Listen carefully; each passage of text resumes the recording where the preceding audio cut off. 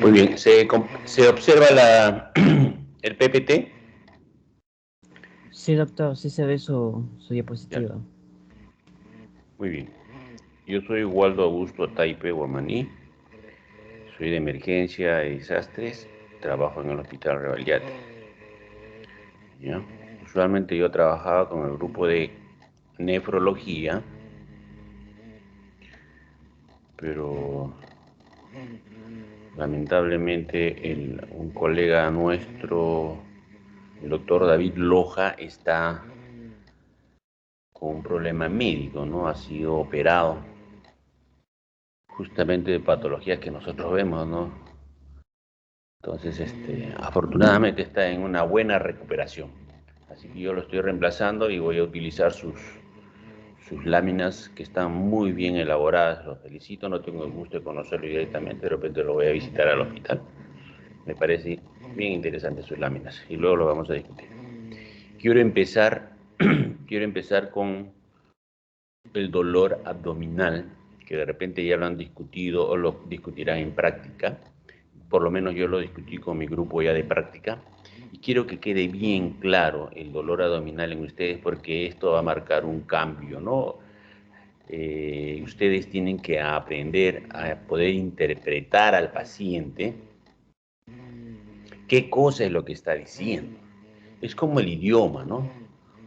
O ustedes vienen un paciente quechua hablante y le dice, papá, tengo, me acuerdo, bueno, tienen un dolor, por decir, ¿no? Ustedes o le hablan en quechua. Y si ustedes no entienden lo que le dicen, ¿cómo pueden hacer diagnóstico? Entonces, igual en el mismo idioma castellano, hablando castellano, le dicen a ustedes, tienen una molestia y ustedes tienen que estar sincronizados con el paciente y poder interpretar qué es lo que quiere decir él.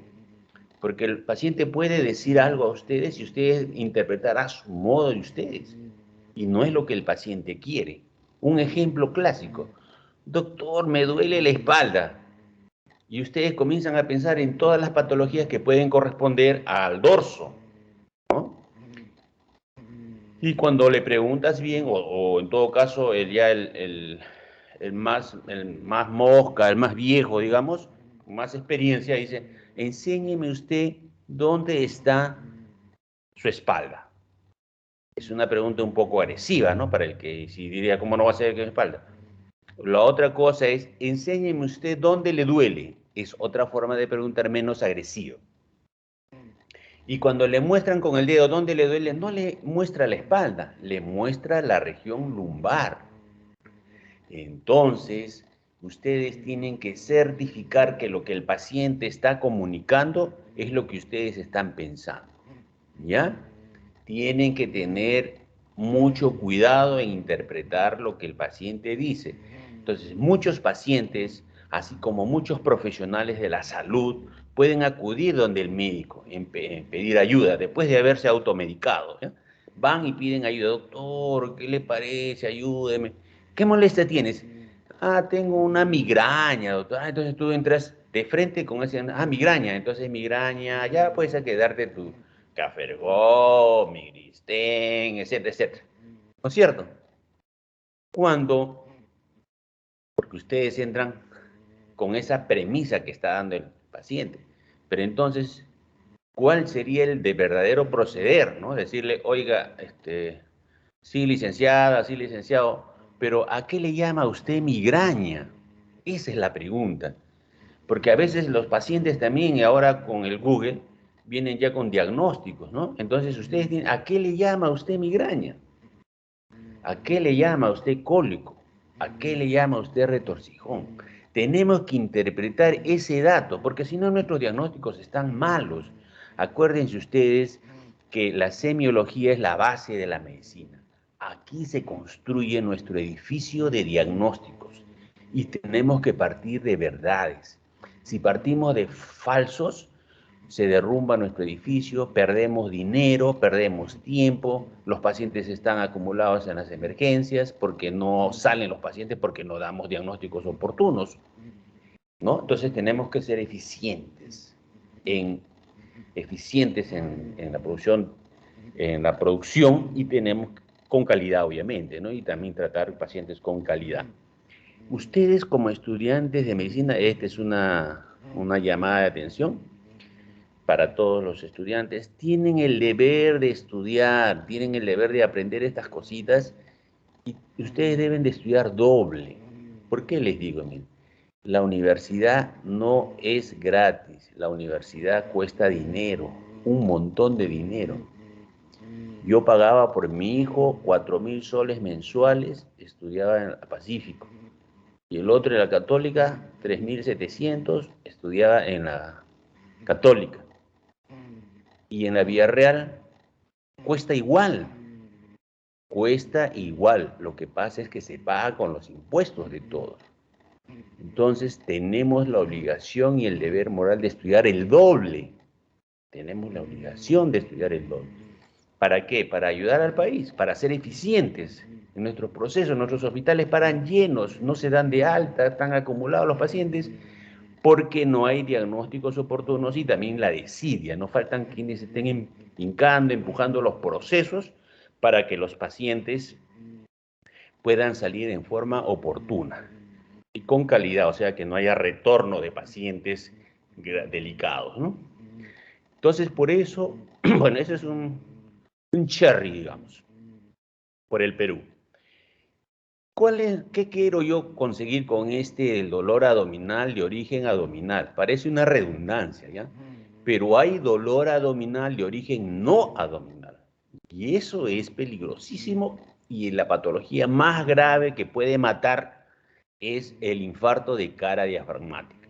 Porque le duele la boca del estómago, tiene una sensación de dolor, le ponen buscapina, le ponen todo y finalmente es un infarto de cara diafragmática porque por las metámeras pueden darnos esa orientación a que el dolor viene de epigastrio cuando no es de epigastrio, o sea, no es de estómago o todas las estructuras anatómicas que están en ese cuadrante de epigastrio, sino es el diafragma, que también está en relación. Entonces el paciente tiene dolor, sí, en el pecho, pero si ustedes amplían la pregunta, ¿y dónde más tiene el dolor? ¿A dónde le va a decir que me duele el cuello? O otra cosa más en ese infarto diafragmático, el paciente siempre ha hecho una actividad física, o sea, ha hecho su prueba de esfuerzo, ha hecho el amor, ha subido escaleras, ha estado corriendo, cualquiera de esas cosas, eso me puede garantizar o me da un sustento para decir, sí, este debe ser cardíaco, porque el corazón trabaja más en esfuerzo. Entonces, con esa disquisición, ¿hay dolores abdominales de origen no abdominal? Sí, nosotros vamos a hablar de dolor abdominal, de origen abdominal. Es una clasificación que tienen que tenerlas ustedes. Y hay otra clasificación también que tenemos que tener en mente para los diagnósticos: dolores de origen intraperitoneal y dolores de origen retroperitoneal. ¿Por qué es importante eso? En anatomía siempre nos decían qué estructuras, qué partes del abdomen son retroperitoneales, intraperitoneales, y ponían en los exámenes. ¿Por qué? Porque las estructuras que tienen parte de región retroperitoneal, el dolor al que nos refieren en abdomen, casi siempre el dolor va hacia la espalda. El dolor va hacia la región lumbar, hacia atrás, ¿no? Hacia atrás. Entonces, con ese concepto, si yo digo que el páncreas tiene una porción retroperitoneal, su dolor va hacia atrás. El marco duodenal también tiene torsión retroperitoneal, está junto con la cabeza del páncreas, entonces también esa estructura también me va a dar dolor hacia la espalda. Y así.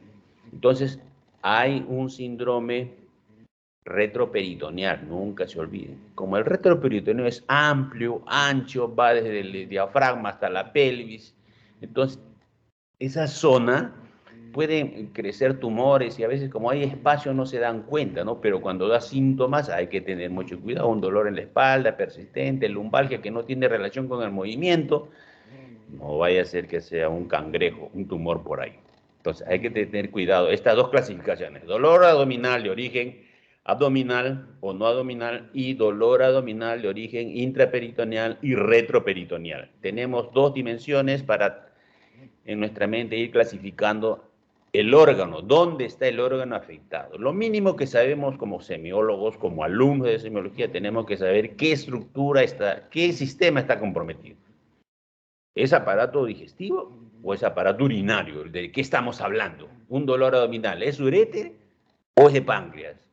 O sea, no podemos confundirnos si es del aparato excretorio o renal y digestivo. Eso es lo mínimo con los síntomas y signos que tenemos que nosotros de aprender, ¿no? en este curso.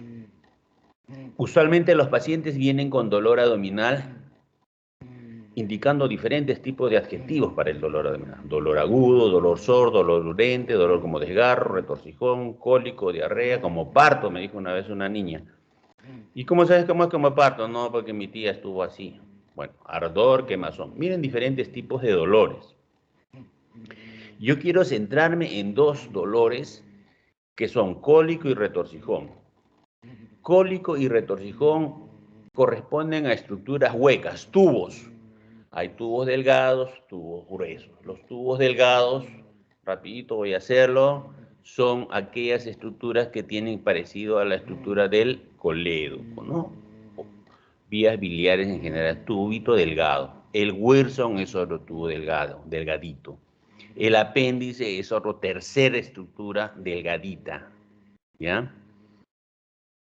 El uréter, cuarta estructura delgadita. Y quinto, las trompas. Tenemos en el abdomen 5 estructuras que tienen la característica de ser tubos delgaditos. Y entonces también tienen la característica de dar un dolor semejante, parecido, con sus variantes, pero tienen la característica de dar un dolor intenso, sostenido, ¿ya? Un dolor intenso y sostenido. ¿Serán por las fibras mielínicas que tienen? Y su localización es muy difícil, muy vaga, no se puede localizar inicialmente, salvo que ya haya compromiso del peritoneo, y en ese caso ya el dolor se convierte en epicrítico, ya lo sientes en la piel, lo sientes en sí, en el músculo. Entonces ese dolor sí localiza bien dónde es el dolor, ¿no? Entonces los dolores viscerales son muy protopáticos, le llaman, muy inespecíficos, no se puede ubicar con precisión, pero cuando hay compromiso mayor localizan el dolor. Por ejemplo, este apéndice, cuando inicia el dolor no da un dolor vago, ¿no? En epigastrio, pero cuando aumenta esto, comienza a inflamarse el apéndice, va a irritar el peritoneo, la pared, entonces ahí va a localizar mejor el dolor. Eso aparece después de 8 horas de dolor. Al inicio no va a haber el dolor inespecífico. ¿Ya? Entonces, tengan en grabación siempre que los dolores viscerales no son muy localizables, inespecíficos, pero cuando ya irritan la pared, cuando es epicrítico, ahí sí localizan bien el dolor.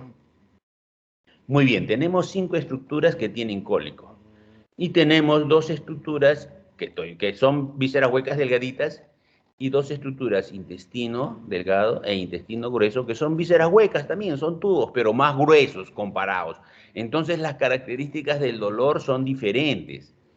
Yo les voy a decir, por ejemplo, si yo estoy en el carro yendo a mi casa a 10 kilómetros y me viene un dolorcito, ¡ay! Todos han tenido diarrea en algún momento.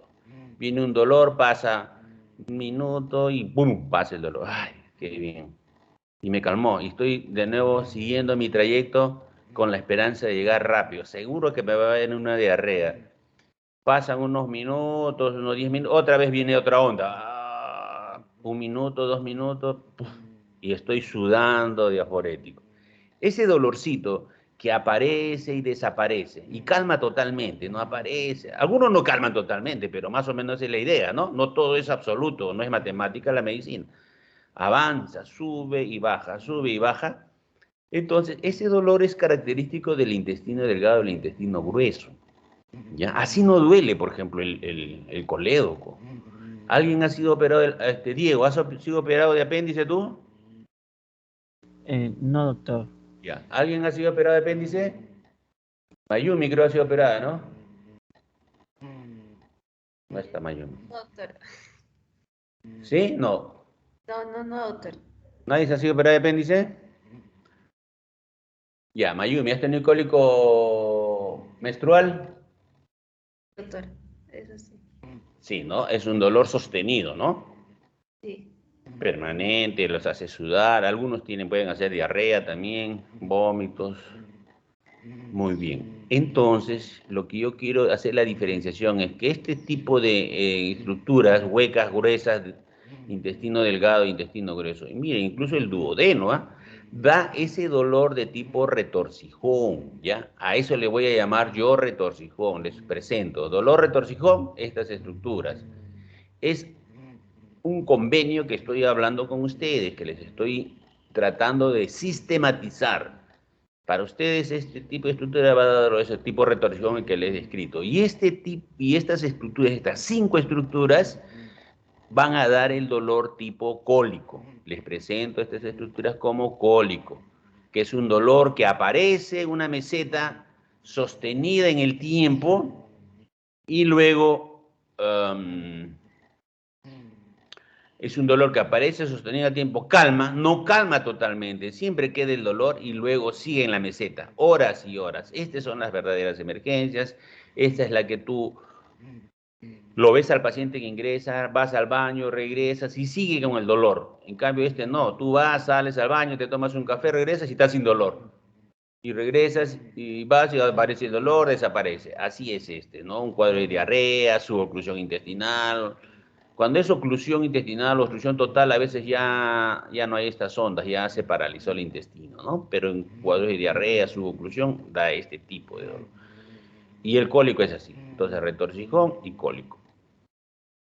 ¿Por qué es importante esto? Cuando ustedes hacen las preguntas y hagan las preguntas con mucha discreción, si gustan, si quieren o si no, ustedes asúmanlo que les va a ayudar bastante. La Real Academia Española no coincide, no sabe cólico, qué es cólico, dolor, y qué es retorcijón, el retorcijón es un retorcimiento, y el cólico, ¿qué cosa es? Por aquí, retorcijón. Como no es de salud, bueno, igual así en medicina interna, y así hay varios autores que, que no coinciden una cosa con la otra. ¿Qué es cólico? Es retorcijón.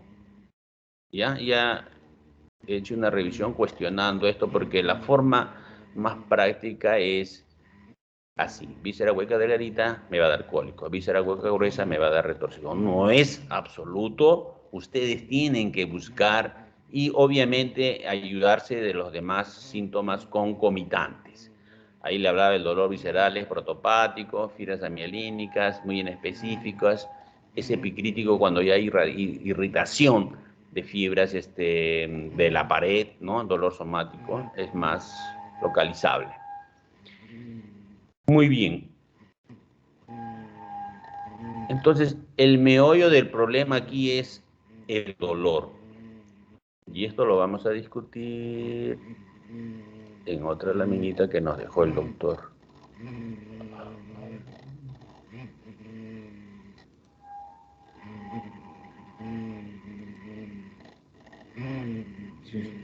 Por si acaso lo que les estoy comentando no está sistematizado, así en los libros.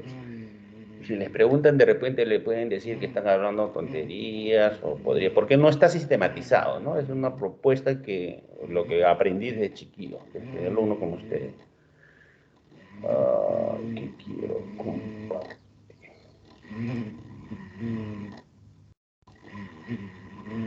Ya.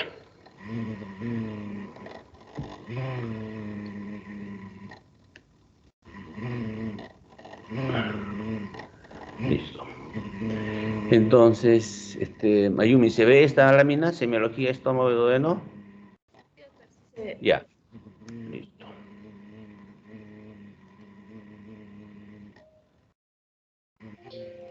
Ya, esta era una clase del doctor Loja, la estoy tomando. Gracias a él por su lámina, ¿ya? Que se mejore. Bueno, en la anamnesis gastroduodenal, igual las mismas recomendaciones, siempre no hacer una buena anamnesis, tratar de interpretar y sincronizar con el paciente de qué estamos hablando, ¿ya? Eso es sumamente importante, a esto se refiere esta lámina. Pero, miren, a mí, los que son de mi grupo, no me van a dejar mentir, pero yo tenía esta teoría y pensaba que yo era el único y no es así. Mire, el doctor dice también lo mismo. Porque él debe hacer investigación, cuando uno hace investigación, entonces en el proceso del conocimiento uno primero observa, mira, pregunta y después va a confirmar. Así también es la anamnesis, es la historia clínica. Cada historia clínica es una tesis. Tú conversas con el paciente y una vez que terminas de conversar, a lo que le llaman la anamnesis, una vez que terminas de conversar, en tu mente está el diagnóstico. Ya sabes lo que tiene el paciente. Y cuanto más experiencia tienes, más has leído, obviamente más rápido llegas al diagnóstico. Y ahí viene el error grave que cometemos a veces los médicos porque ya sabemos lo que tiene el paciente y no le examinamos. Y el paciente, por el contrario, cree que cuando tú lo examinas, esa es la parte más importante. Y como no la has examinado, mala atención, no sabe ese doctor. Entonces, ustedes, cuando termine su anamnesis, ya saben lo que tiene, van a buscar en el paciente la ayuda diagnóstica para confirmar lo que ustedes están pensando. Ejemplo para nuestro caso. Si el paciente tiene un dolor en epigastrio que se va a hipocondrio derecho y que se va hacia la espalda, hacia el hombro y hacia la escápula, y es una paciente gordita que ha tenido varios hijos y que ha comido un chanchito. Entonces digo, ese es un dolor de la vesícula, ¿no? Puede ser una colecistitis, puede ser un cólico biliar nomás o puede llegar a ser una colecistitis, ya inflamación de la vesícula. Entonces, eso es lo que en mi mente está, eso es lo que me está diciendo. Termina la anamnesis, ya sé, eso es para mí. Entonces, inmediatamente pido ayuda diagnóstica. ¿Cuál es la ayuda diagnóstica? La primera ayuda diagnóstica para mí y para el doctor Loja, según esta diapositiva, estamos estudiándolo a él ahora también, es eso. Mire, al terminar la anamnesis, el médico debe tener un diagnóstico presuntivo. Esto es algo valioso, esto vale mucho más de lo que les estoy hablando de repente, ¿ya? Porque ustedes cuando terminan la anamnesis, al saber lo que tienen, van a buscar, el siguiente paso van a buscar para confirmar. Y en el examen físico buscarán, Ángel Omar, ¿qué buscarías para confirmar de la anamnesis que te estoy dando? ¿Qué buscarías para confirmar lo que tú estás pensando, que es un cólico o una colecistitis? Cuando vas a buscar un signo. Angelito, ¿estás ahí?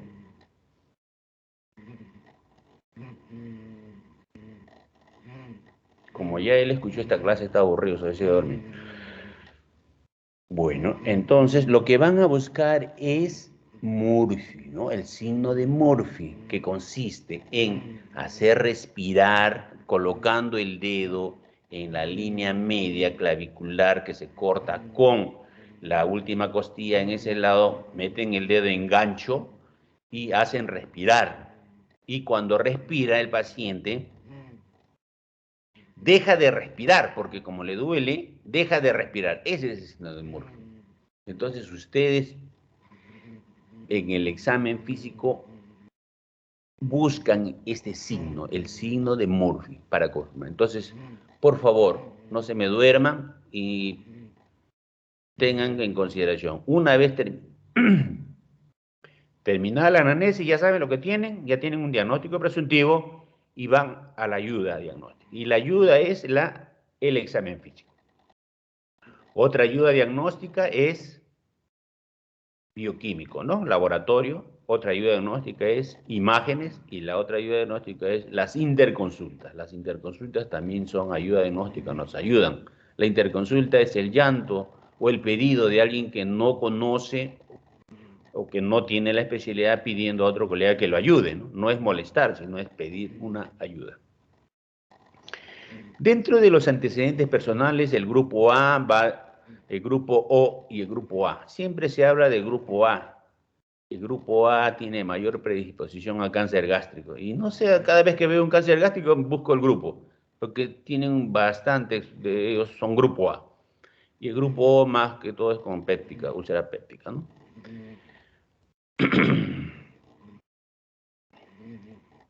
Angelito, ¿estás ahí o no?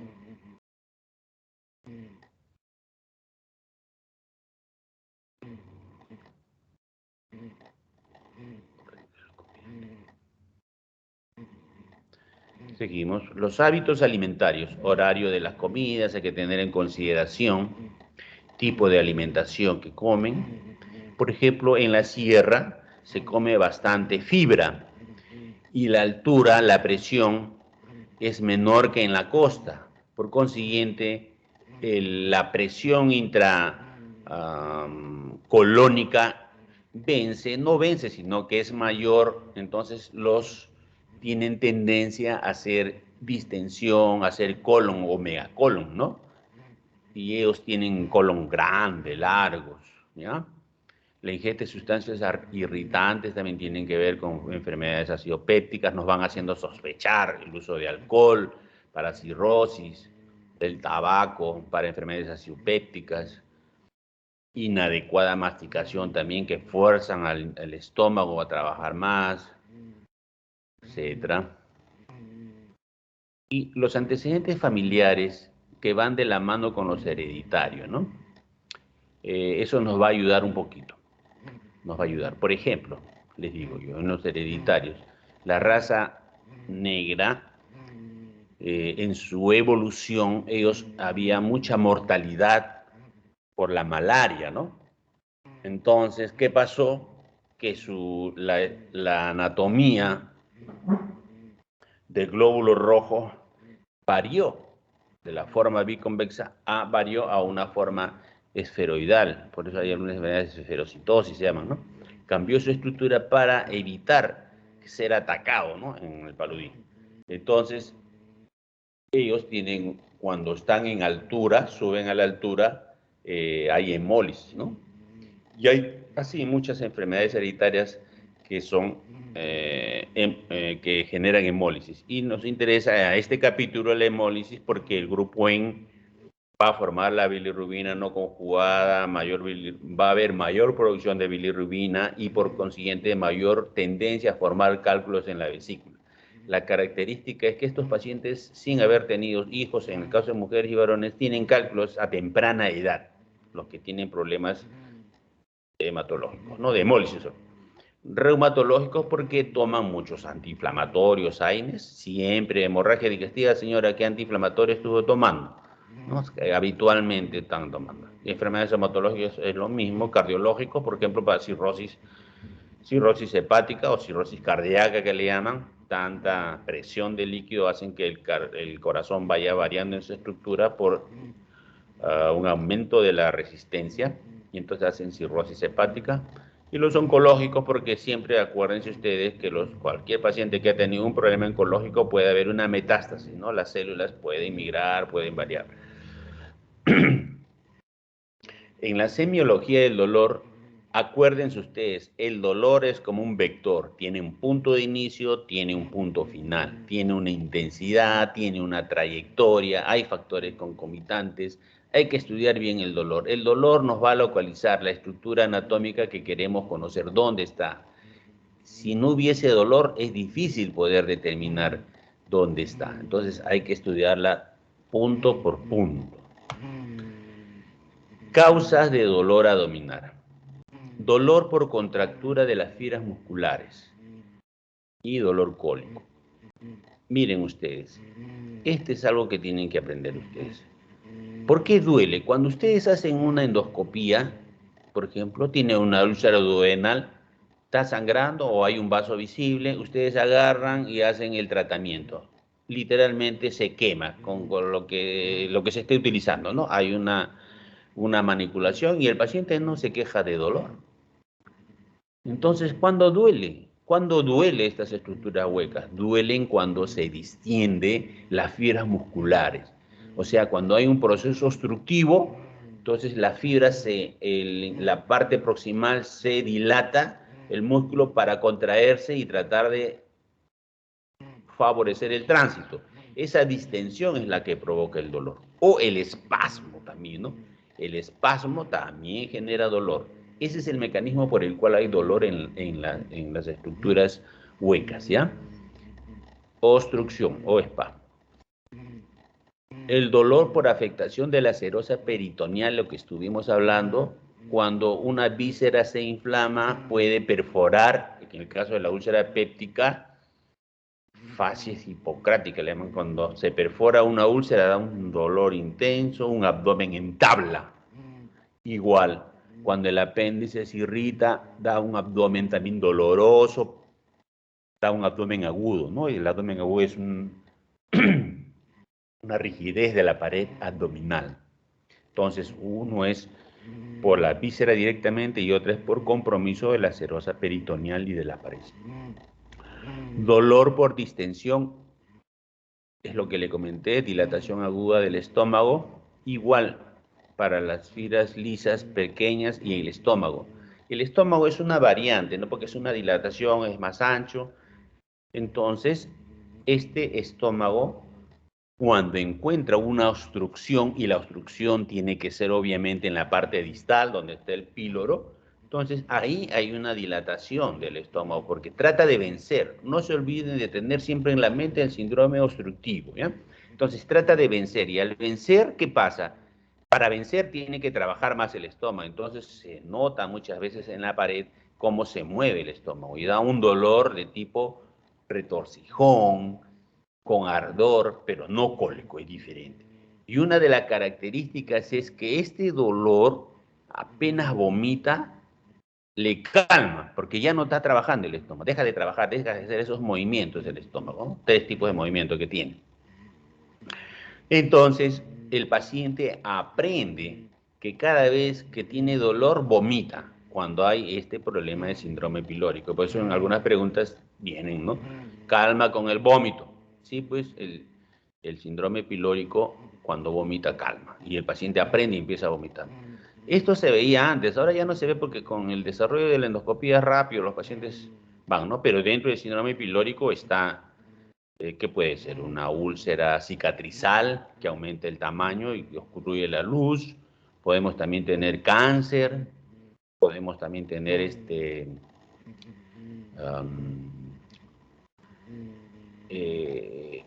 parecido al síndrome pilórico, pero en el duodeno, ¿no? El duodeno, ustedes saben que el duodeno, la tercera porción del duodeno, ahí va la pinza aortomesentérica, o sea, de la aorta sale el mesenterio, sale la arteria mesentérica, y al salir la arteria mesentérica, en ese ángulo está el duodeno. A veces ese ángulo es muy pequeño y comprime y genera un cuadro obstructivo, suboclusivo del duodeno. Una cosa rara, ¿no? Síndrome aortomesentérico, estrechez del ángulo. Que por el tipo de dolor, por la localización, ustedes tienen que dar el diagnóstico, pero sindrómico. Y una de las características es el soplo.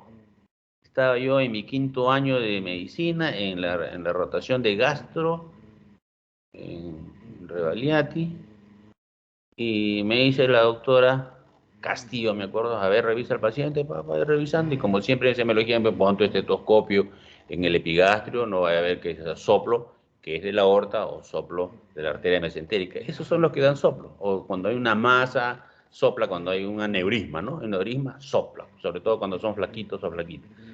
Entonces, poco y escucho el soplo. Le pregunto, y estaba estaba el paciente hospitalizado 1 mes y no se sabía por qué tenía el dolor. Era un dolor que aparecía después que comía. Entonces consideraban, debe ser una gastritis, una úlcera gástrica. Estaban así, pero cada vez que comía le doy el dolor. Y cada vez que tú comes, también el intestino trabaja más, ¿no es cierto? Si está en reposo, si no comes, está en reposo el estómago, pero comes, comienza a trabajar, necesita más sangre. O sea que también los problemas así hace como su prueba de esfuerzo. Y entonces el paciente tenía su soplito y tenía dolor.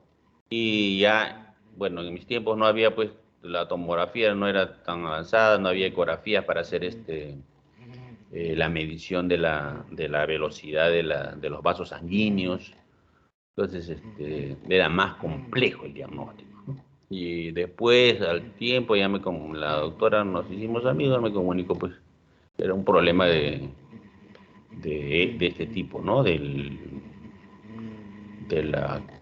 ángulo, síndrome del ángulo de la arteria mesentérica con la aorta. No se olviden de escuchar soplo siempre, poner el estetoscopio. ¿Ya? Dolor por irritación endodigestiva, úlcera péptica, gastritis, dolor por isquemia, volvo del estómago, quitan la circulación. La hernia diafragmática también igual quita. Cuando el estómago gira o va hacia el esófago, por efecto mecánico quita la circulación, puede dolor por isquemia. El dolor por isquemia es un dolor muy agudo. Cuando hay un infarto mesentérico, por ejemplo, se obstruye la arteria mesentérica, hay un dolor intenso, inespecífico, no te sabes qué cosa es, pero el paciente tiene una cara de sensación de muerte, ¿no? Es como un infarto. No solamente se infarto el corazón, hay infarto cerebral, infarto intestinal, infarto renal, infarto en todos sitios. Y el infarto abdominal da una sensación de algo está mal, no sabes lo que es. Siempre pensar en esos pacientes que también la posibilidad vascular es fuerte, ¿ya? Fuerte. Y ya, esto ya les dije la clasificación. El dolor de úlcera péptica es descrito como ardor o sensación de quemazón o de hambre, con un ritmo de 3 a 4 tiempos. Esto lo vamos a ver luego. Y el dolor de gastritis referido como ardor o quemazón también que se presenta después de los alimentos. ¿Por qué? Porque el estómago al contraerse para trabajar los alimentos, bueno, como está inflamado duele obviamente, ¿no? Y obviamente incrementa con irritantes. Miren, el dolor cólico ya les hice la definición, ya tenemos el concepto, el dolor retorcijón también, para que vean que no hay consenso, pero más o menos tratemos de sistematizar el dolor cólico y el dolor retorcijón tal que les comuniqué. El dolor ulceroso tiene una duración limitada, ¿no? Limitada y puede ser rápidamente con la ingesta de alimentos alcalinos. Y el dolor de las neoplasias es tipo pesadez, prolongado, y la característica es de largo plazo, no es un dolor agudo de semana, no, largo tiempo. Las úlceras gastroduodenales, como están en el marco colónico, usualmente el dolor puede dar hacia atrás, ¿ya? Es un dolor hacia atrás, es un dolor penetrado hacia atrás porque está en el marco colónico, hacia atrás, en el marco duodenal, ¿no es cierto? El marco duodenal, entonces esa área refleja el dolor hacia la espalda o hacia la región lumbar. Crisis ulcerosa, a veces no sé, tal vez nos pueden dar permanentemente el dolor. Hay veces crisis ulcerosa que hace confundir con infarto, ¿no? Pero característicamente le colocan su omeprazol endovenoso, que es la textual de mi compañero que estábamos trabajando un tiempo ahí en alerta médica, un dolor intenso, se le llevaron inmediatamente. Le colocan el omeprazol y él dice al poco tiempo sentía como si le refrescaran el estómago y el infarto que sospechaban se pasó. Una cosa textual, lo que comenta el colega, ¿no? Cómo calma el dolor con la bomba, con el omeprazol. Una crisis ulcerosa. La propagación del dolor es sumamente importante porque nos va a localizar. Rápidamente, dolor que aparece en epigastro y después de 8 horas a fosa ilíaca derecha, apéndice. Dolor que aparece en epigastro, irradia hacia hipocondrio derecho, espalda, vías biliares. Dolor que aparece en epigastro o mesogastro y que ve en banda, como una correa, como un cinturón y se va hacia espalda, pancreatitis. Dolor que aparece en la región lumbar, hacia adelante y hacia abajo, hacia el testículo, uréteres. Y los dolores de trompa sí van dolores abajo, ¿no? Abajo, en las fosas ilíacas. Y en este caso el dolor de la úlcera péptica se puede manifestar por irritación peritoneal solo si hay compromiso, es úlcera. La úlcera, acuérdense que ya va a mucosa, submucosa, y si se perfora puede haber compromiso de las estructuras adyacentes peritoneales, ¿ya?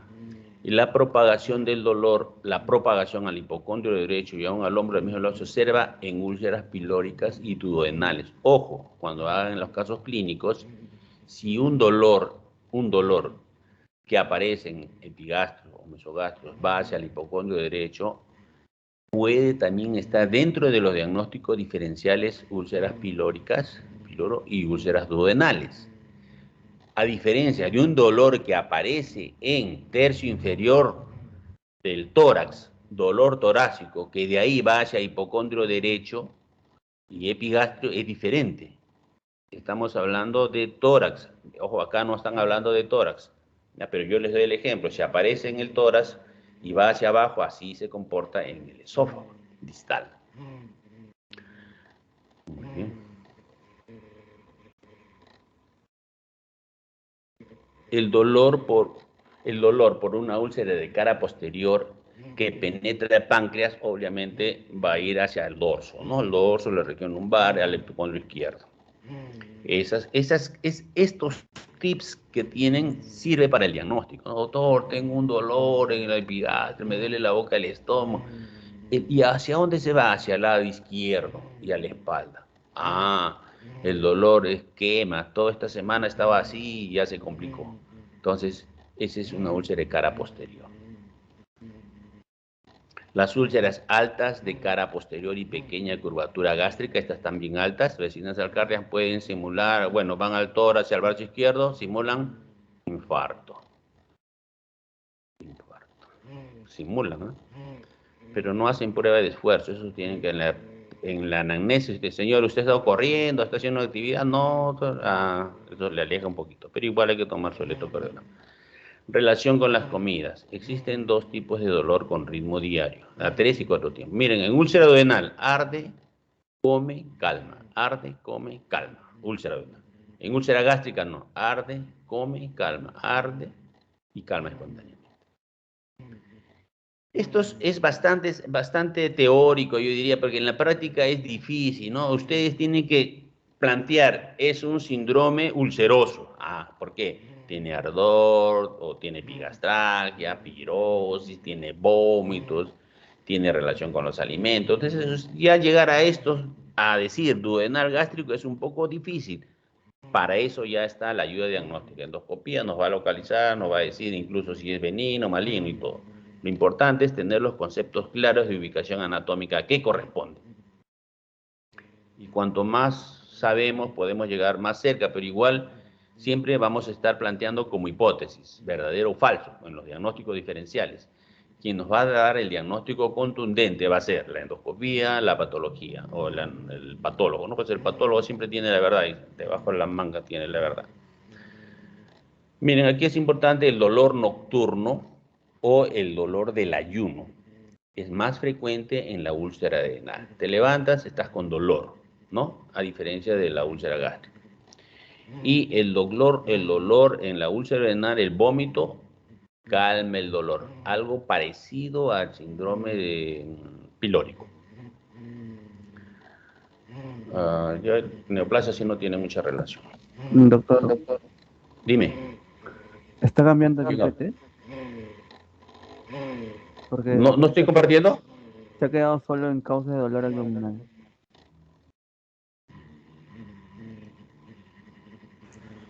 Sí ha Ahora, pasado. ahí,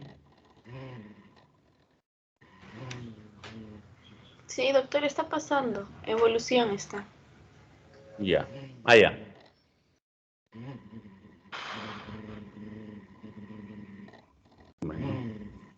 Bueno, creo que era mi señal. Revisa, a ver, Ángel, todo esto. Sí, ahora sí está cambiando, doctor. ¿Qué factores mejoran o empeoran el dolor? Los alimentos en las úlceras pépticas calman con la ingestión de alimentos o alcalinos, los antiácidos, por ejemplo. Antes que pase de los antiácidos, hay un antiácido que es el bismutol. El bismutol, al igual que el relleno, por ejemplo, hacen que las deposiciones se coloquen de color negro, se transformen a color negro. Hay que tener cuidado, doctor, estoy haciendo deposición negra, hemorragia digestiva alta. No, ahí tiene que tener componentes. Siempre preguntar, ¿no? ¿Ha comido relleno? ¿Ha tomado jarabe bismutol? Si ha tenido ardor, entonces si ha tomado bismutol, eso da deposición de color oscura. Y así hay alimentos verdes que dan de color oscuro, ¿no? Como la espinaca. Hay que preguntar bien. En el síndrome pilórico, el dolor cólico cede después del vómito, eso ya les comenté, ¿no? Es un dolor no tanto como cólico, como retorcijón, según lo que les he comentado, ¿ya? Bueno, el estrés, la dieta inadecuada, el tabaquismo, es lo que yo digo, de Javier Parado para arriba, gente muy estresada, ¿no? Empresarios, tienen mucho riesgo de hacer enfermedades acidopépticas. Y en la hernia yatal, sobre todo en pacientes gorditos y gorditas, este es característico, la hernia yatal. La hernia yatal, en general, dos cuerpos no pueden existir en el mismo lado, lo desplaza en todo caso, ¿no? Si uno está muy gordito, entonces trata las vísceras, el contenido abdominal trata de salir por los agujeros más débiles, en donde se provocan las hernias, y en el caso por arriba, en la hernia yatal, ¿no? Entonces se desplaza el estómago hacia arriba, o hay enfermedades de reflujo gastroesofágico.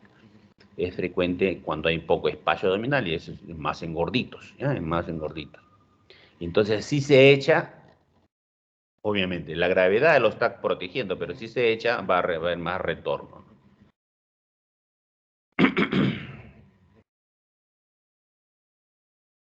A ver, estos de acá ya los conversamos, creo. Infarto, pancreatitis, apendicitis, vesícula, neumonías. Las neumonías en niños, sobre todo cuando duele en el hipocondrio, puede ser una neumonía del lóbulo superior. Y cuando el dolor es en la fosa ilíaca, el dolor puede ser una neumonía de base, ¿ya? Del lóbulo inferior, no se olviden. Y la pleuresía también puede dar dolor en los hipocondrios, pero es un dolor que aparece en los primeros días. Una vez que se llena de agua, ya se separan las pleuras, ya no hay irritación, entonces ya desaparece el dolor. Y si ustedes sacan el líquido, por decir, al retirar el líquido cuando hay derrame pleural, si sacan el líquido, a veces comienza a haber dolor, porque comienza a rozar nuevamente las pleuras inflamadas. Patologías vertebrales dan dolores de tipo neuríticos, al igual que el herpes zóster.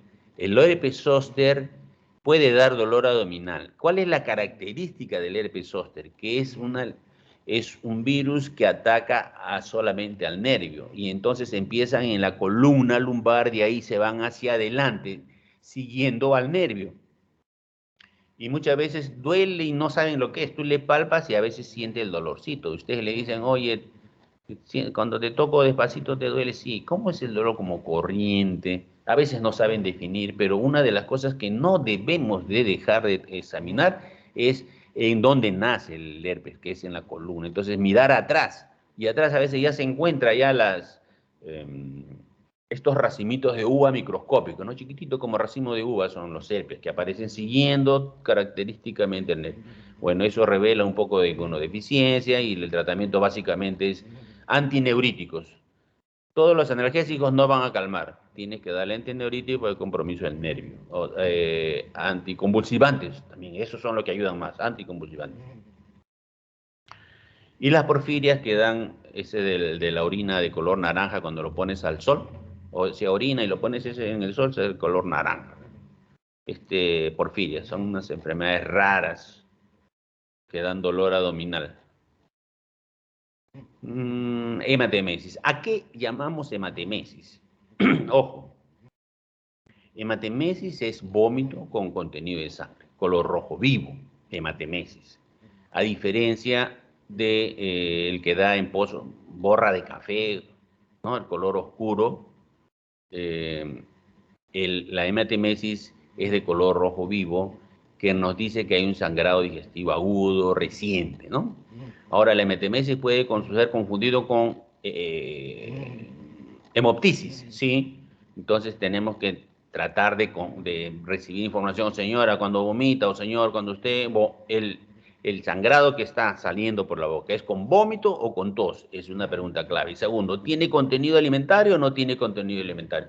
¿O tiene burbujas de aire? Esas cosas. A veces también puede venir de la nariz, sangrado andante y lo vomita. Otra vez se puede venir de la lengua. En la lengua hay unas varices de la base de la lengua. Varices de la base de la lengua que a veces se rompe y está sangre y se atora, tiene problemas respiratorios, vomita porque se va hacia abajo, ¿no? Pero le da como problemas respiratorios y siempre está como hemoptisis, está en ese plan. Y le toman placa, también está normal. Entonces, cuando ven una hemoptisis con radiografía de tórax normal, no es tuberculosis, hemoptisis con radiografía de tórax normal, hay que sospechar en una varices de la base de la lengua. Bueno, esta hematemesis, si es vacío, va a dar pues problemas de taquicardia, hipotensión, ¿no? Eso es característico, palidez, taquicardia, hipotensión. Es por la anemia que está aprendiendo. Y acuérdense ustedes que si un paciente tiene hematemesis, igual que una reacción vagal, lo mínimo que tienen que hacer es ustedes donde estén, echarlo y levantarle las piernas. Si ustedes levantan las piernas en un ángulo de 30 grados, le están pasando 400 a 500 centímetros cúbicos de sangre, STAT. O sea, lo que está en las piernas lo desplazan hacia todos los órganos, todos los sistemas, ¿no? No se olviden, están pasando un promedio de 400 a 500 centímetros elevando las piernas en un al toque, sin poner vía nada, y lo recuperan obviamente rápido. Habitualmente la hematemesis, bueno, si es que es un problema varicial, ¿ya? La varices del esófago, sobre todo en cirrosis, eso es varicial. Las varices son unos cordones gruesos. Se rompe uno, eso da miedo. Se mueren los pacientes cuando hay una varices. Es bien peligroso, ¿no? Bien peligroso. Hay que tenerles miedo. Bueno, para eso hay lugares donde no se puede tratar. Ojalá hubiese siempre una sonda Seinstaken, Blackmore. Eso es, esa sonda, es una sonda larga, lo meten. Tiene dos globos, un globo para el estómago, lo inflan el estómago y después jalan y se atrapa en el esfínter. Y después el siguiente globo es para el esófago. Inflan el esófago y ahí comprime la varices y deja de sangrar hasta que pueda llegar a un centro donde le puedan hacer la endoscopía. Bueno, hematemesis, lo más... En hematemesis siempre nos interesa ver si el paciente tiene signos de cirrosis hepática. Los signos de cirrosis hepática típicamente es un paciente, bueno, antes decía 5 o 6 años vive el cirrótico, ¿no? Ahora dura un poco más. su tiempo de vida media. Pero el cirrótico característicamente es delgado, medio ictérico, tiene los rebordes óseos de la cara que se le nota, ausencia de bolita de Bichat, ya están, dependiendo del grado de compromiso y los años, pero estos pacientes tienen las parótidas grandes, ustedes le palpan la parótida, son palpables, tienen ginecomastia, y ya puede haber zona de medusa, etcétera. Bueno, creo que es parte de la... Más o menos ustedes miran un paciente así, cuando hay hematemesis, ese es cirrosis, dicen al toque, inmediatamente, ¿no? Y luego preguntar siempre por la ingesta de AINES, warfarina, que son factores que pueden agravar. Y el otro es vómito borracho, que ya el contenido, la sangre ha tenido más tiempo de estar en contacto con el ácido clorhídrico y ha transformado su color, ¿no? Y estos son los vómitos. El vómito borracho es más lento, digamos. El vómito rojo rutilante es más agudo, más agresivo que el vómito borracho.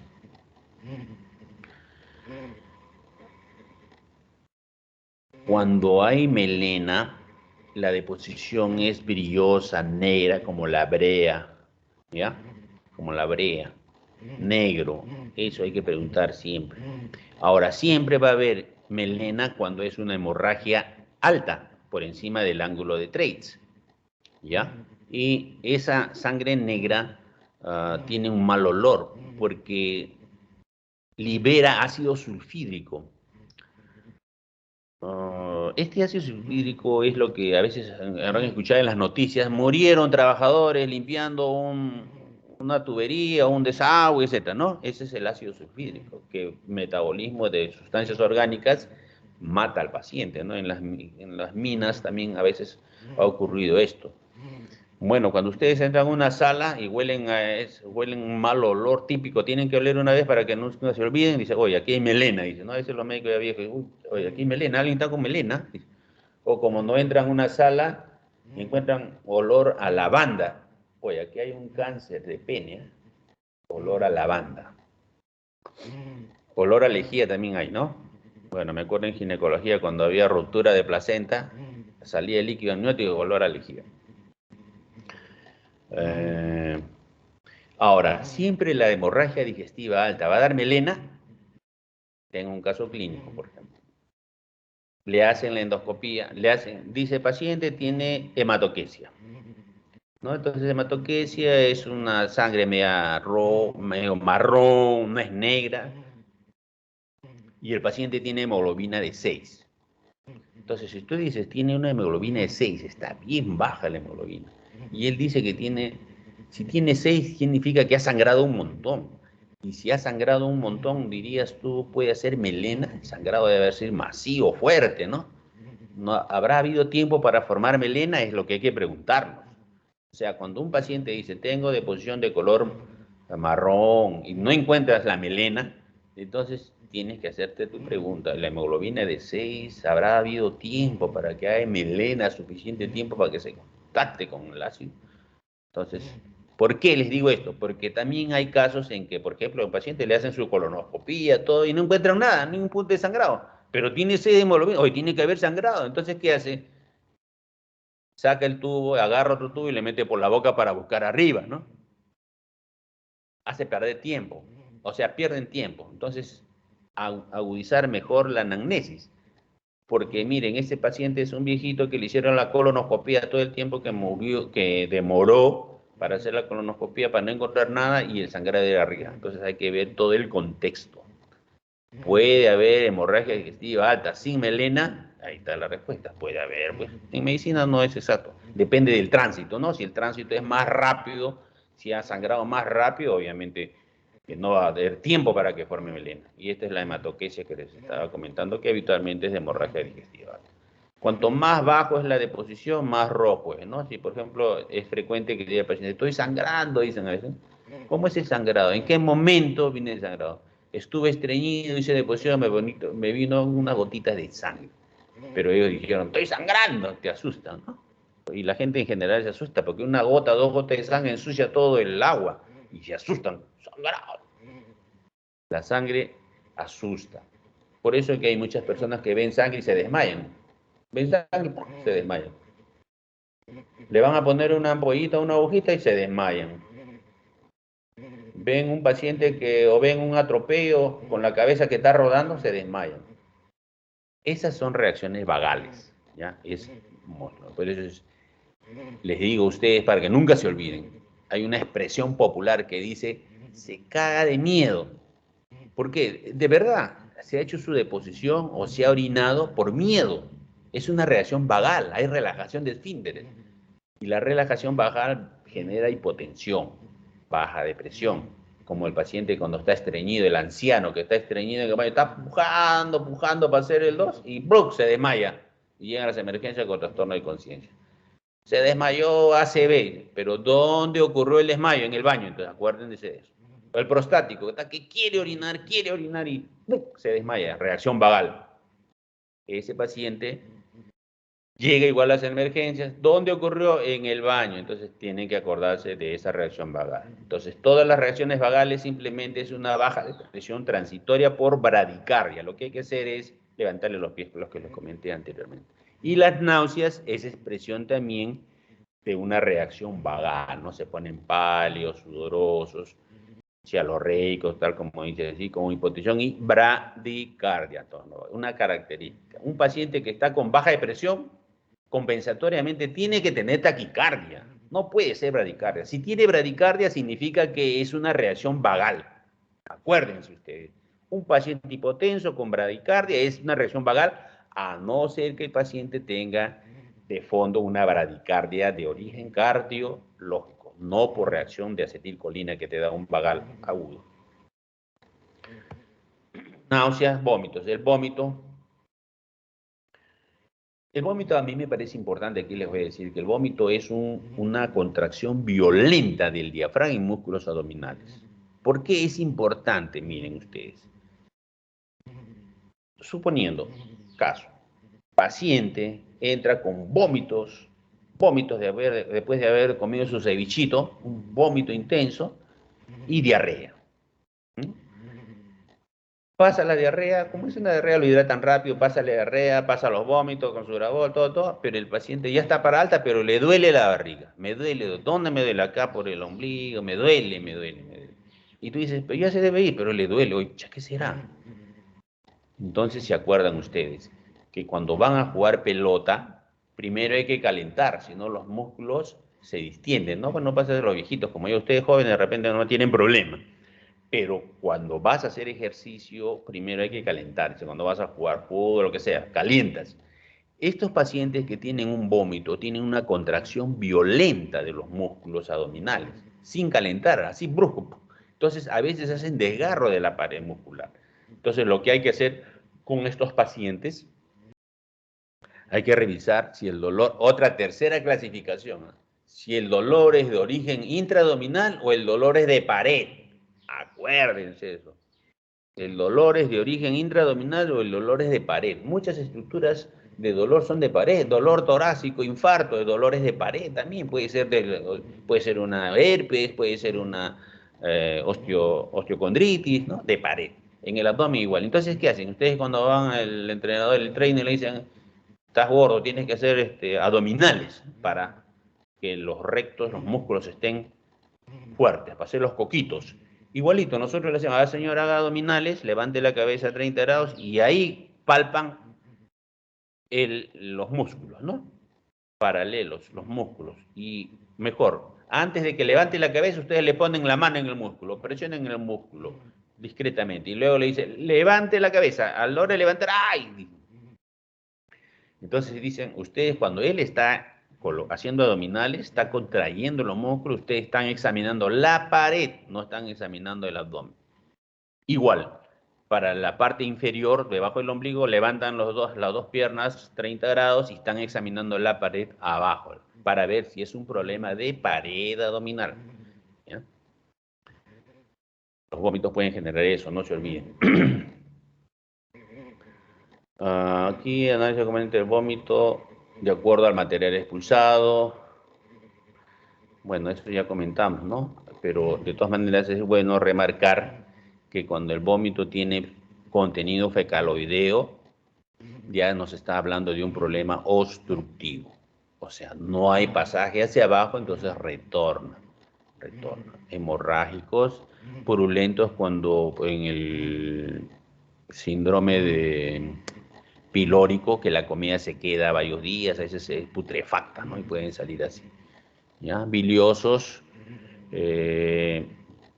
la característica de bilioso es que el paciente refiere que no es acidez, no es vinagrera, sino es amargo, bilis, ¿no? Bilis. A ver, otra cosa más, pilórico, fermentación.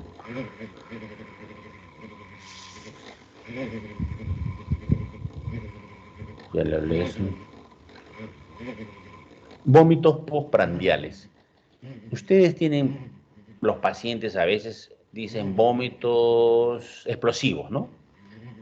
Eso se da básicamente en pacientes tequiados. El paciente está tequiado, tirado en la cama y de pronto ustedes ven que el abdomen se comienza a contraer. Ese va a vomitar. No te va a decir, ay, nada. Ustedes tienen que ponerlo de costado. Para prevenir la aspiración inmediatamente, ¿no? Posición de emergencia, de cúbito lateral, para evitar que se aspire el paciente. Vómitos en estos pacientes tequiados. Vómitos postprandiales inmediatos, para este caso, inmediatos, gastritis agudas, se tiran sus chelas y los vómitos toman usualmente después de horas, ¿no? Alcoholismo. Hiperemesis al vómito sobreviene el menor intento de alimentación. En estos vómitos, en el hiperemesis, no se olviden, hiperemesis, ¿eh? No se olviden, chicos y chicas, que las pacientes gestantes que están vomite, no tienen mucha glucosa y pueden hacer hipoglicemia, una hipoglicemia al límite, y el paciente se queja de dolor de cabeza. Dolor, me duele la cabeza, lo ve uno, lo ve otro. Pero ¿qué pasa? De que el paciente está que no come bien porque todo lo vomita. Oiga, mírenle su glucosita. Ya nos pasó, ya me pasó.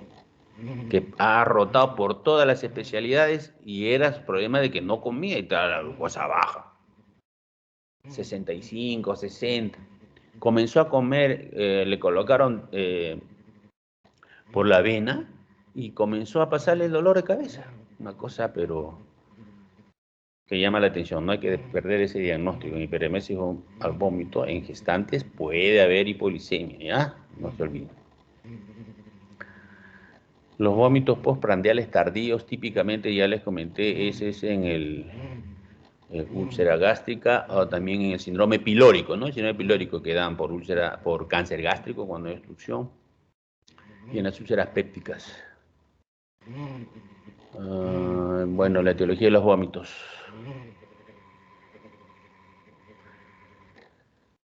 ¿Qué nos va a ayudar acá?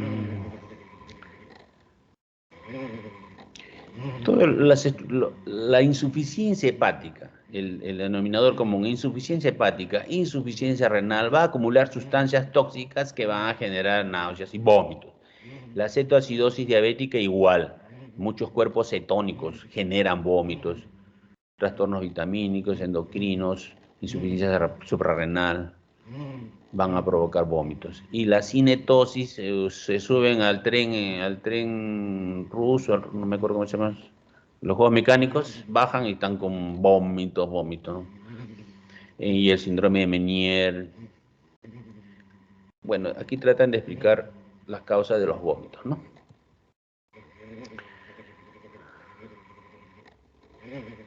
Esta tablita es interesante porque si tú tienes un vómito antes del dolor, entonces puede ser un cuadro de diarrea o un cuadro funcional o has tomado chelas, etcétera, ¿no? Si vomitas antes del dolor.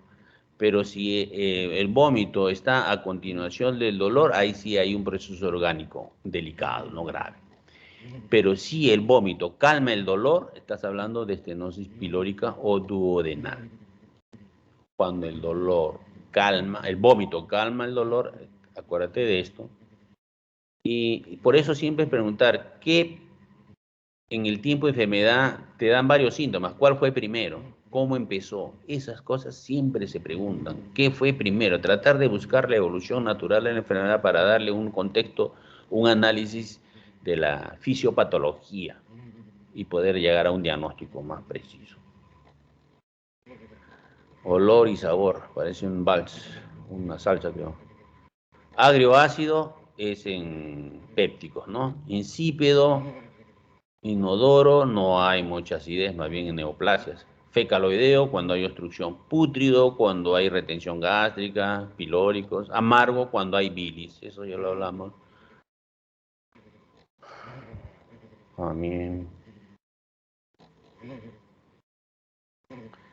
Pirosis, sensación de ardor o quemazón, que da desde la zona subsifoidea ascendiendo por detrás del esternón en dirección a la boca. La pirosis es un ardor que nos orienta muchas veces al esófago, ¿no? Pero en este caso, por un reflujo gastroesofágico, podemos tener este problema de pirosis, que aumenta, ya dijimos anteriormente, cuando están en decúbito, fundamentalmente, y en pacientes gorditos. Pirosis. Dispepsia. En algún momento escuché, cuando no sabes lo que tiene, dice dispepsia, porque es algo que no podemos definir, dolor, pesadez, disconfort. A veces decimos, este paciente está muy estresado y se le dan sintomáticos, pastillitas que mejoran el tránsito intestinal combinado con diazepam. Y hay un gran porcentaje de estos pacientes que les calma esa molestia, ¿no? De distensión, meteorismo.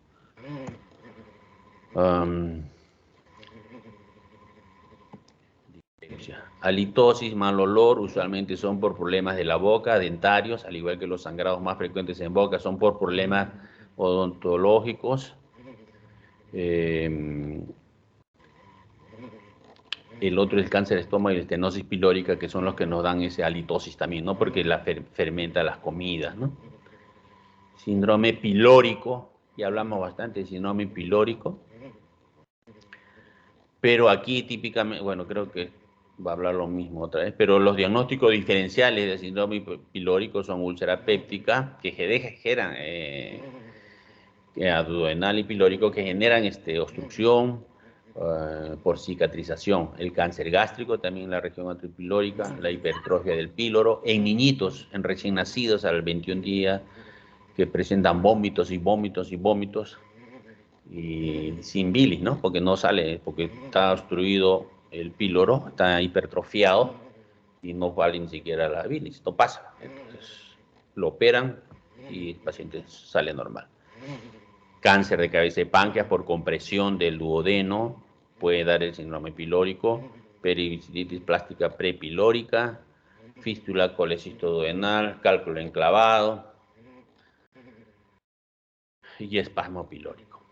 Síndrome pilórico típicamente es un paciente que tiene vómitos y el dolor le calma y el dolor tipo retorcijón, y ustedes pueden ver que el abdomen se mueve, el estómago. Creo que hemos hablado bastante ya del síndrome pilórico. En el examen físico y no, signos de deshidratación, acidosis metabólica, ondas peristálticas, contracción intermitente, masa tumoral, bazuqueo. Eso es lo que les comentaba, que este tipo de pacientes ya no ser que sean de provincias, abandonados, usualmente pueden llegar a este estado y ahora se hace diagnóstico más temprano.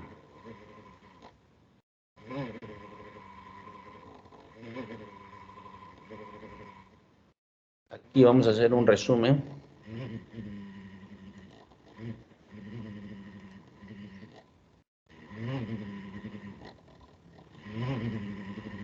Aquí ustedes están estudiando semiología. Este capítulo más es para el próximo ciclo, ¿no? Pero igual, la apendicitis es una patología de instalación progresiva, un dolor sordo luego, pero en fosa ilíaca derecha ya es muy intenso, localizado por irritación peritoneal. Inicia en epigastrio y va a fosa ilíaca derecha. El cólico biliar es un dolor súbito, empieza en cuadrante superior o epigastrio, va hacia el lado derecho, hombro, escápula. No se olviden de eso. Pancreatitis, dolor también súbito en epigastrio, Puede ir a la espalda, al tórax, flancos, en cinturón típicamente. Es en cinturón y va hacia atrás. Moderado, severo, intensidad. Usualmente en pancreatitis tienen antecedentes de cólicos biliares. Usualmente tienen, porque habitualmente la pancreatitis, dos orígenes. Es una piedra, o sea, biliar, o es un paciente que es alcohólico. Son las dos causas más frecuentes. Lo demás es muy poco frecuente, causas raras. Úlcera péptica perforada es un abdomen agudo, al igual que los anteriores, pero es un abdomen agudo quirúrgico, al igual que la apendicitis, y típicamente la pared está en tabla, pared en tabla, o sea, hay un paciente que tiene antecedentes. No va a haber una úlcera péptica perforada sin dolor en epigastrio tipo ardor, eso no va a ser así. El paciente trae una historia de dolor tipo ardor, quemazón en epigastrio, que puede calmar, no calmar con las comidas en general, pero tiene una historia larga y cuando tiene el perforado ya es un abdomen en tabla y ya saben ustedes que ha tenido dolores, ardor, etcétera, etcétera, ¿no? Entonces es un cuadro agudo que requiere cirugía. Obstrucción del intestino delgado, da un dolor periumbilical, un dolor tipo retorcijón, aquí lo han puesto como cólico, pero ya tenemos que... Da un dolor que aparece, desaparece, calma, aparece, desaparece, calma. La isquemia mesentérica es un dolor súbito, se obstruyó una arteria súbitamente, puede recordar hasta la hora en que empezó, ¿no? Periumbilical, difuso, no hay irradiación, es difícil el diagnóstico, sale por descartes. Pero obvio, cuando ustedes en alguna pregunta, si le pregunten algo sobre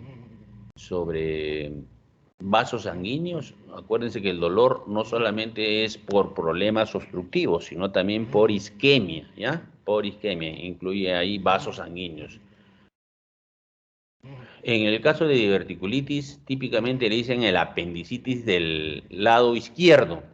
¿Por qué? Porque el dolor, esto es usualmente en el sigmoides, ¿no? En el colon sigmoides, y se inflama y da diverticulitis. El tratamiento es básicamente antibiótico. Duele en la zona apendicular, o digo yo, duele en la fosa ilíaca izquierda como si fuera una apendicitis. No hay mucho rebote, pero sí le duele. Incluso puede rebotar. Yo he palpado eso, rebota. Ahora, esta diverticulitis hacia adentro puede perforar, chocar puede inflamarse, perforarse y puede formar fístulas a la vejiga o a otra misma estructura intestinal. Se pueden complicar. No es muy frecuente. No es muy frecuente, pero puede dar la diverticulitis. ¿Ya? La colecistitis, ya hablamos, básicamente igual al lado derecho, cuadrante superior derecho, hombro, escápula. Y cuando hay colecistitis, tienen que buscar Murphy. Gastroenteritis, dolor periumbilical, dolor, miren, este es de intestino cuando da diarrea. Ya le dije, las vísceras huecas dan retorcijón. Enfermedad inflamatoria.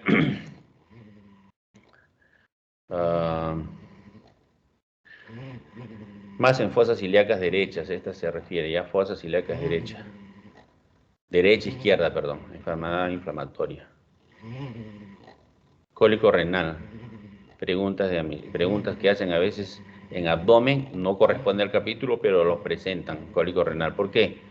El dolor, porque el paciente refiere dolor abdominal, pero la característica es súbito, empieza hacia atrás, va hacia abajo, hacia adelante, hacia el testículo, a ovario, mujeres.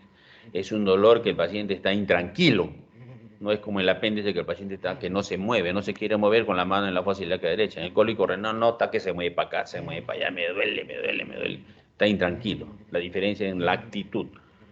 Y la otra es la ruptura del neurisma, que da dolor abdominal, pero el paciente refiere un dolor atrás que se va hacia los miembros inferiores, un dolor intenso, desgarrante, se choca rápidamente.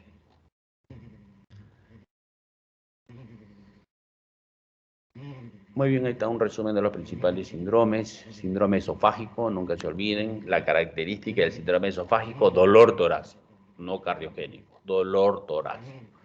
Cualquier dolor torácico con pirosis, ardor, vómitos, encaja en un síndrome esofágico que dice aquí, disfagia, pirosis, dolor torácico, regurgitación, rumiación. La diferencia de que sea esófago inferior o superior es que el superior, cuando el compromiso está más alto, es que da problemas respiratorios, no tienen asma, tienen dificultad para respirar en las noches, y cuando es bajo no. Y la úlcera péptica, característicamente dolor, pirosis, náuseas, vómito, hematemesis y melena. No necesariamente va a dar hematemesis y melena, la úlcera péptica, ya es cuando se complica, ¿no? Y bueno, así da el dolor de úlcera péptica, esas características. Y en la gastritis, más que todo da ardor a la hora de comer, cuando se mueve, ardor, náuseas. Igual todas dan hemorragia digestiva ya cuando se complica. El síndrome pilórico hemos hablado bastante. Ilio. El ilio es parálisis intestinal. Ilio significa parálisis intestinal. Hay ilio paralítico, ilio mecánico, ¿no? Las más frecuentes son los ilios mecánicos, ¿ya? Mecánicos, porque en pacientes, sobre todo que han sido operados previamente, hacen una forma de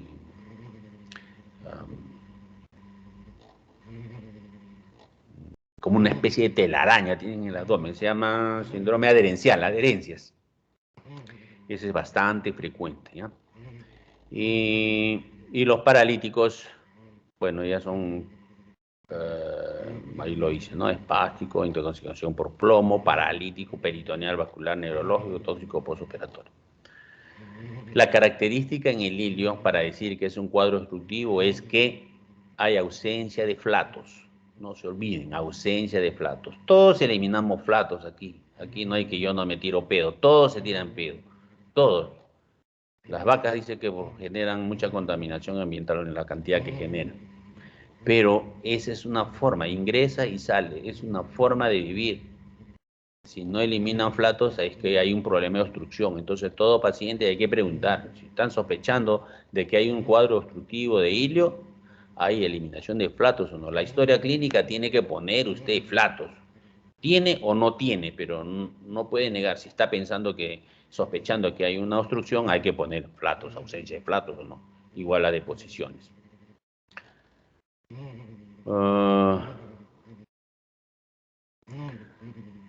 Muy bien, chicos. Yo creo que aquí nomás quedamos. ¿Quieren hacer preguntas? Empezamos la rueda de preguntas.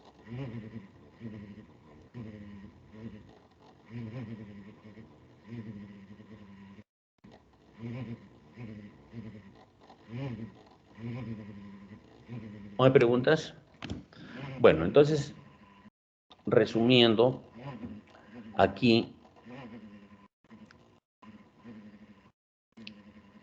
ustedes tienen que tener claro que los síndromes está hecho en base a síntomas y síntomas. Y todo lo que tenemos que aprender ahora es síndrome. Tenemos que tener claro porque los síndromes son las verdades donde vamos a cimentar el diagnóstico. Luego de los síndromes ya vienen los diagnósticos, y los diagnósticos sí pueden ser o no pueden ser. El síndrome no puede ser, será, no será, no. El síndrome existe. Es en base a lo que nos dice el paciente. Eso no podemos fallar en síndrome. Los diagnósticos diferenciales sí podemos fallar, o podemos dar 4, 5, 6 posibilidades. Cuanto más posibilidades, mejor, para no perder el estudio de todas esas posibilidades y llegamos al diagnóstico correcto a través de la ayuda diagnóstica. Al inicio no vamos a tener los diagnósticos exactos, solamente suposiciones o las hipótesis son los diagnósticos diferenciales. Tenemos que tener claro qué es un retorcijón, qué es un cólico, y preguntar al paciente a qué le llama cólico, a qué le llama retorcijón. No le vas a decir eso, pero según lo que él comenta, entonces te va a ir orientando a qué estructuras anatómicas de qué estructuras anatómicas nos están hablando. Luego, en dolor abdominal hay que ver el vector, dónde empieza, dónde va, para que nos dé la posición anatómica de lo que estamos, del órgano que está siendo comprometido. Después, la otra que hay que aprender, algunas características del vómito, características de la irradiación del dolor, más que todo, ya, y lo que nos va a ayudar bastante es recordar que hay estructuras anatómicas que tienen parte retroperitoneal y su característica de su dolor es que van hacia atrás, algunas hacia el flanco izquierdo, algunas hacia el dorso izquierdo, otros hacia el dorso derecho. Esas cositas son las que nos van a llevar a dar un diagnóstico de la estructura anatómica, ¿no? Muy bien, yo los dejo acá. No hay preguntas, creo. Chicos, pueden ir a tomar su desayuno. Ángel, 10 minutos y empezamos la clase de práctica. De acuerdo, doctor. ¿Cómo le Ya, parece? listo. Ya. Regresamos 8:45. Listo, doctor. Ya. Gracias. Buenos días. Gracias, doctor. Gracias, doctor. Ya digo ya. Ya, chicas.